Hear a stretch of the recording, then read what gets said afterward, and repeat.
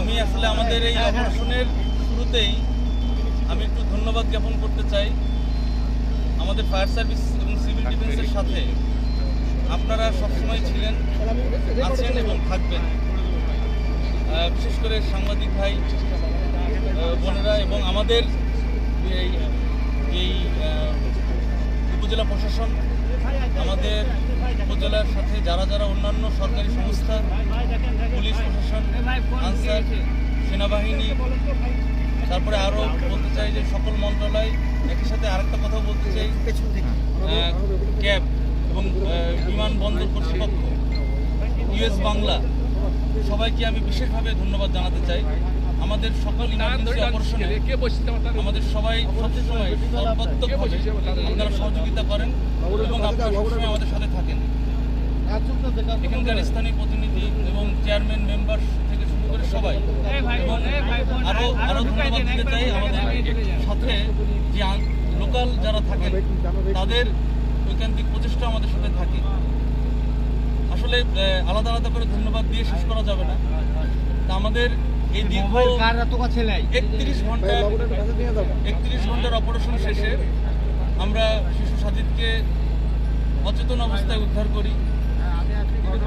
আমরা আসলে কিছুটা বাচ্চার নিথর দেহটা ধরার পরে আমরা একটু ইমোশনাল হয়ে গিয়েছিলাম কিছুক্ষণের জন্য। তারপরেও আমরা চেষ্টা করেছি দ্রুত হসপিটালে প্রেরণ করা। আমরা কিছুক্ষণ আগে জানতে পারলাম তাকে মৃত ঘোষণা করা হয়েছে। ইন্না লিল্লাহি ওয়া ইন্না ইলাইহি রাজিউন। আমরা আসলে বাবা মার কথা চিন্তা করছি তার, আমরা অবশ্যই তার পরিবারের প্রতি সমবেদী। তা যেটা বলছিলাম যে অপারেশনটা আসলে কোনো সিস্টেমেটিক কোনো অপারেশন নয়। আগুন অথবা পানি থেকে ডুবে মানে উদ্ধার করা, আমরা যেসব সচরাচর যেসব অপারেশন করি এই অপারেশনটা একটু জানতে। এখানে অনেক চ্যালেঞ্জ ছিল, অনেক সমস্যা ছিল এবং সকল সীমাবদ্ধতার মধ্যে দিয়ে আমাদের সবাই আমরা একযোগে কাজ করেছি। বিশেষ করে ইউনো সাহেবকে আমি ধন্যবাদ দিব আমাদের প্রত্যেকটা মুহূর্তে সর্বাত্মকভাবে সহযোগিতা করার জন্য, এবং অন্যান্য তার সাথে সংশ্লিষ্ট সকল সংস্থা সবসময় সাথে ছিল। তা আমাদের এই অপারেশনটা সীমাবদ্ধতা ছিল যে এটা মানে জরুরি দ্রুত করাও যায় না, আবার একই সাথে শুরুতেই আমাদের একটু ইমোশনাল কারণে হয়তো ভুলটা হয়ে গিয়েছে। আমরা আসার আগেই ওনারা চেষ্টা করেছিলেন, এই চেষ্টাতে আসলে ওই সময় তার এই যে 8 থেকে 6 ইঞ্চির, আমরা বলছি 6 ইঞ্চি, বাট আসলে এটা প্রথমে ছিল 8 ইঞ্চি, এই ডায়ার একটা ছোট ইসের মধ্যে যখন চেষ্টা করা হয় তখন কিন্তু অনেক মাটি পড়ে যায়, মাটি এবং খড়কুটো পড়ে যায় এবং বেশ পরিমাণ পড়ে যায়। আমাদের সার্চ ভিশন ক্যামেরা দিয়ে কিন্তু আমরা যখন দেখি আসার পরপরই, তখন কিন্তু দেখা যায় শুধুমাত্র মাটি, তার কোনো অস্তিত্ব অথবা হাত মুখ কোনো কিছুই দেখা যাচ্ছিল না, খড়কুটো দেখা যাচ্ছিল। তখনই আমরা আসলে ভয় পেয়ে যাই। তারপরেও আমরা চেষ্টা করি যে আমরা মনে ধরেই নিই যে সার্ভাইবিলিটি ঠিক রেখে যেন আমরা কাজ করি।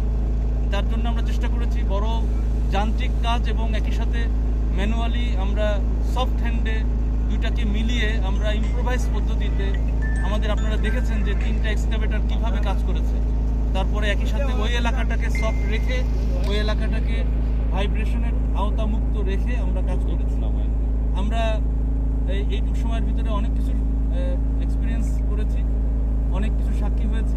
তবে আমরা দিন শেষে এটাই বলতে চাই যে ফায়ার সার্ভিসের সাথে আপনারা সবসময় থাকেন, আপনারা সবসময় ছিলেন এবং ভবিষ্যতেও থাকবেন, আমরা এই আশাবাদ ব্যক্ত করি। এবং ভবিষ্যতে এই ধরনের এই যে প্রজেক্টের মাধ্যমে যেই ছোট ছোট লুপ হোল রেখে যাওয়া, এরকম হোল, ছোট ছোট হোল, এই হোলে কিন্তু এর আগেও দুর্ঘটনা ঘটেছে, আজকেও ঘটল, মানে গতকাল আমি একটু যোগ করি আপনার সাথে।